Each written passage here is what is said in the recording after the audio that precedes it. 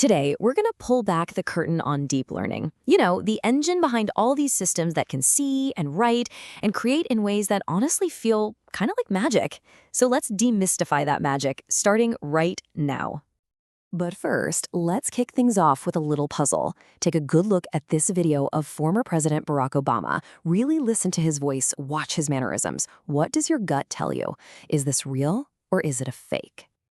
Okay, the answer is it's a completely synthetic deepfake. I know, right?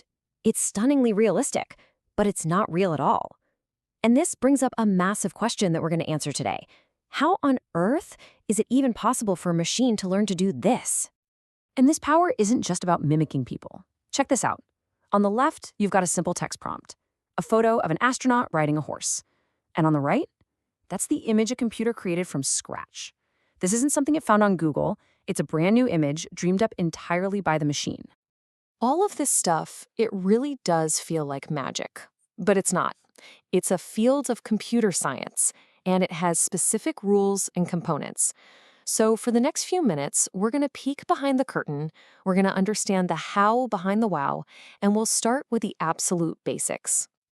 All right, to really get this, we have to start at the very top, with the biggest, most general concept, artificial intelligence, or AI.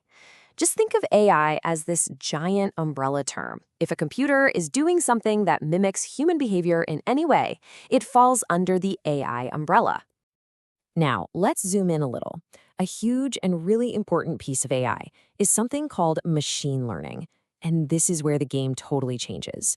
See, instead of a programmer writing out every single instruction by hand, machine learning gives a system the ability to learn on its own, just by looking at data.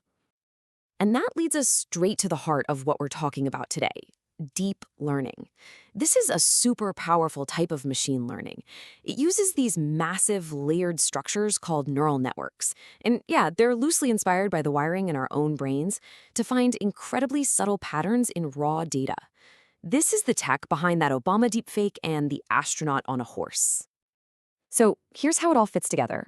You've got deep learning, which is the cutting edge of machine learning, which itself is a key way to achieve artificial intelligence. At its core, it's all about teaching computers how to learn a task directly from examples, without us needing to spell out every single rule. So that kind of covers the what, but it leaves a really big question unanswered. The basic ideas behind this stuff, they aren't exactly brand new. So why is it all happening now? What was the tipping point? You know, it's a pretty wild story. The core concepts for these neural networks actually go all the way back to the 1950s. For decades, they were just a niche academic idea. So what changed? Why have they suddenly become so dominant in just the last 10 years or so? Well, the answer is that we finally hit a perfect storm, a convergence of three essential ingredients, all coming together at just the right time. Massive amounts of data, powerful new hardware, and smarter, more accessible software. First up, big data. Deep learning models are incredibly hungry for information. They need millions, sometimes billions of examples to learn from. And thanks to the internet, we suddenly had access to these unimaginably large data sets, like ImageNet with its millions of labeled pictures, or the entire text of Wikipedia. Second, hardware. The math required to train these networks is just intense. And the breakthrough came from a totally surprising place, video games. Graphics processing units, or GPUs, which were originally designed to render amazing graphics, turned out to be perfect for doing the thousands of calculations all at once that you need to train a deep learning model. And third, software.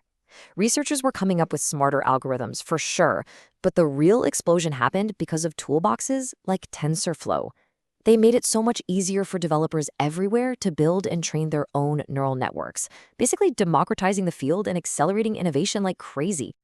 Okay, so we've got the data, we've got the hardware, and we've got the software. But what is the actual fundamental unit at the heart of these massive networks? Let's zoom all the way in and meet the humble building block of the artificial brain. This is the perceptron. It's the simplest form of a neural network, and you can really just think of it as a single artificial neuron. It's the basic Lego brick that when you stack millions of them together, can build these incredibly complex structures. So how does this little guy actually work? Well, it takes in a set of inputs, Each of those inputs is multiplied by a weight, and you can just think of that as a little knob that dials its importance up or down. The neuron then sums up all these weighted inputs and gets ready to make a decision. Now, there's one other little tuning knob we should mention, and it's called a bias. The best way to think of this is that it just gives the neuron a bit of a nudge. It helps determine how active the neuron is going to be, which makes the whole network more flexible and a lot better at learning. So we've built our artificial neuron. It takes in inputs, it weighs them, and it produces an output. But there is one specific part of this process that holds the absolute secret sauce, the key that unlocks the true power of deep learning.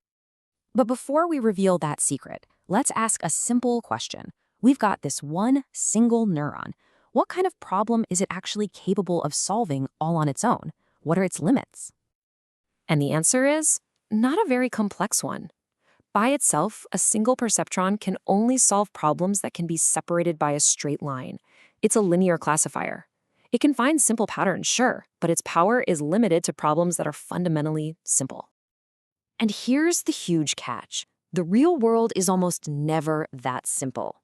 Distinguishing a cat from a dog, understanding language, or generating that image of an astronaut, none of these are straight-line problems.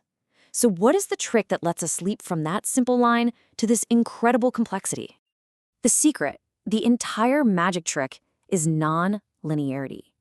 It gets introduced by that final step in the neuron, a little piece called an activation function. By adding this mathematical curve, we basically allow the network to stop thinking in straight lines and start drawing complex, flexible boundaries. It can learn nuance. This is the leap. This is what lets a network approximate any complex function and truly learn the patterns of the real world. So the crucial insight is this. By combining millions of simple neurons, each one equipped with that nonlinear leap, we can create a system that understands incredible complexity. Enough to generate fake presidents or astronauts on horseback, we've built a profoundly powerful new tool for learning. Which leaves us with the most important question of all. What problems should we solve with it next?